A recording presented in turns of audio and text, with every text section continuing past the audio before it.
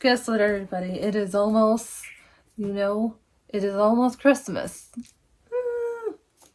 Now, I know that not all the time it's going to be all cheers and jolliness and just joy, but I started to look into some research and I've actually found this thing called the Christmas blues. Now, I was wondering, okay, what exactly is the Christmas blues? Because I've never heard of that.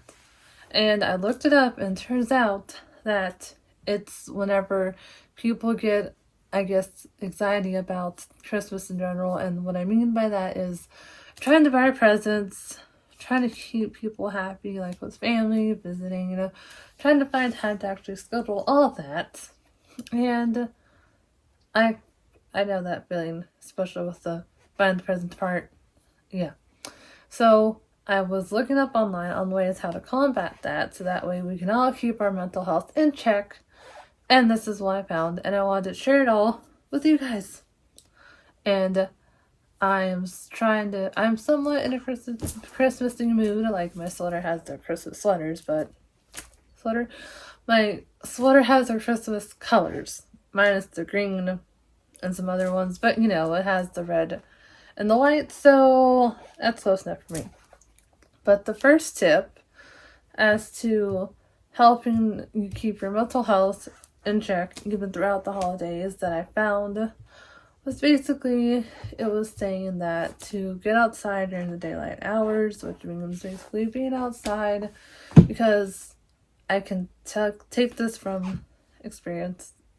Being inside all the time honestly will drive me crazy. Pretty sure it'll drive anybody crazy because I don't like being confined, especially if I'm just staying here the whole day and I don't have a reason to stay here the whole day. Then it drives me crazy. I literally just don't know what to do, and I'm just on the inside. I'm like doing just really weird, wanting to break things, random stuff. But on the outside, I look calm. On the inside, it's a completely different story. So definitely get your sunlight. Even if it's just for a couple hours, it's better than nothing. The second tip that I found was basically find distance between being with others and being alone. Now, this I feel like is a constant battle, at least for me. I don't know if it is for some people, but I don't mind being alone. Like, I feel like it's just so much easier because I don't have to think about anybody else. And I actually used being alone my way of recharging, and it's my way to unwind and relax, because if I don't have at least some time alone, then I feel like I'm trying to please everybody else, and like it feels like I'm just putting up a facade, and I just don't like that. After a while, it just gets on my nerves. And but you also, of course, I know being alone, I guess, being alone for too long is also not good either. Like, for too long can be different for other people, like for many people. Like, for some people, it's like if they're alone for 3 months, that doesn't bug them. But for other people, if they're alone for 3 months, it bugs them. So it just depends on how much of social interaction you actually like to do. But the point is trying to balance both. And I would definitely say balance is key. The third tip that I found is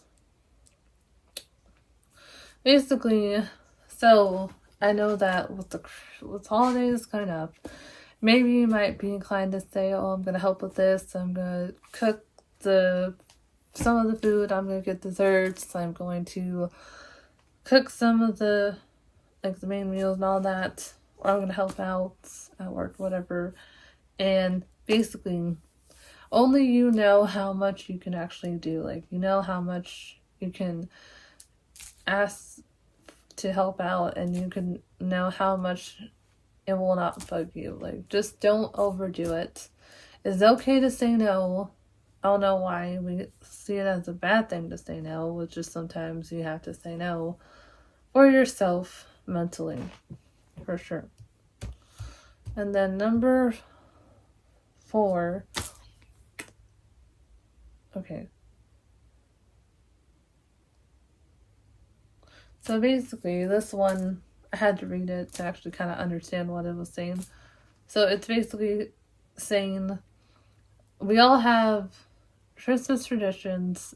It's different in every family, but like, say if you lost a loved one, or like say something's changed since the last Christmas and I want to do something different, just make sure it works for everybody. Like, try to talk it out with your family and just see what works for you, because if you, like, say if you do something and then it's like, oh no, we don't want to do this, then it's better to talk it out beforehand, before something else happens and everyone's upset. Okay, number 5, and this is kind of related to, I guess, COVID and how a lot of people died during COVID. I know that. I didn't really get that until like after all that came out, but yeah. So it's basically saying to let yourself grieve for however long you need to. Like, just because it's the holidays doesn't mean you have to be cheering happy all the time, which I don't know if people believe they have to be cheering happy all the time, but that's not realistic, and I don't like to pretend to be happy. I did it for a long time, and it's just, sometimes it's just okay to let the feelings out, and sometimes you need to, because if you keep them balled up, it just drives you insane, like it has driven me insane in the past. So I would say, if you need to do that, if you need to take time to just grieve or whatever, definitely do that. Doesn't matter if it's the holidays or not. And then number 6 is talk openly and regularly about mental health. So basically that could mean talk to your friend. If you feel comfortable, talk to family. If you don't feel comfortable talking to family, you could get a therapist, or find a little chat where people are open to talking about mental health. Just finding a way to kind of release it / get it out always helps. And it's kind of a soothing way to get rid of it and not to let it eat you up inside. For instance, this YouTube channel is kind of what helped me as my kind of outlet to letting my feelings out, as opposed to just keeping them bottled up inside, because it doesn't work forever. I know it doesn't work forever. And that was pretty much, no, hold on. Okay, now I thought we were done, but we're not. Okay, so number 7, and it is, so basically it's talking about, like, there's going to be things that you cannot control. Like, say you're planning a Christmas party, and then you have to go, say you're going to go another day with one family, and then you're going to go the next day with the other family. If you have a busy schedule this Christmas, you can't always expect it to be perfect. Like, it's not always going to be perfect. Things are going to happen, and that's okay. It's just, as long as you don't let it get to you, just take those steps you need to actually stay mentally healthy. Do what you normally have to do. That's what you need to focus on. Like, if something happens, oh well, we just have to go with the flow. Which even I have a hard time going with the flow now, but we're all working on it. And then number 8 is a very funny one, because it's basically saying limit or avoid substance use. So that could be literally, I'm guessing, drugs, but I was mainly thinking the alcohol. If you drink and you're out of control, if you know that is you, then do not drink. If you're going to somebody else's place, if they are okay with babysitting you once you're possibly drunk and don't know what's going to happen, then that's on them. Then they can. But just try to at least give yourself a limit, something, so nothing crazy happens. And also with medications, I'll take those on time and plan accordingly for refills because you don't want to be without your medication. It's not good. Number 8, which is kind of like, I guess, a couple ones before. It says engage in therapy. So back again to like I was saying about the mental health. If you feel like you need to talk to somebody, go to a therapist, go to your friends, or go to somebody and get it out. Or like just write in a journal or do something, because keeping it bottled up does not work forever. And I believe we have... Okay, there is a few more, but I'm just going to stop at number 10 for time's sake. So, number 10, which is where I'm going to stop, is basically saying take breaks. So, that could mean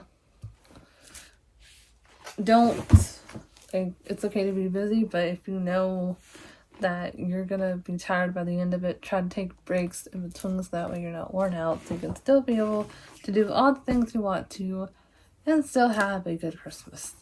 That's all tips I have for you guys today. And if you love for prioritizing your mental health, I would love it if you subscribed and hit the like for this video. It will really help out the channel. And I'll see you in the next video.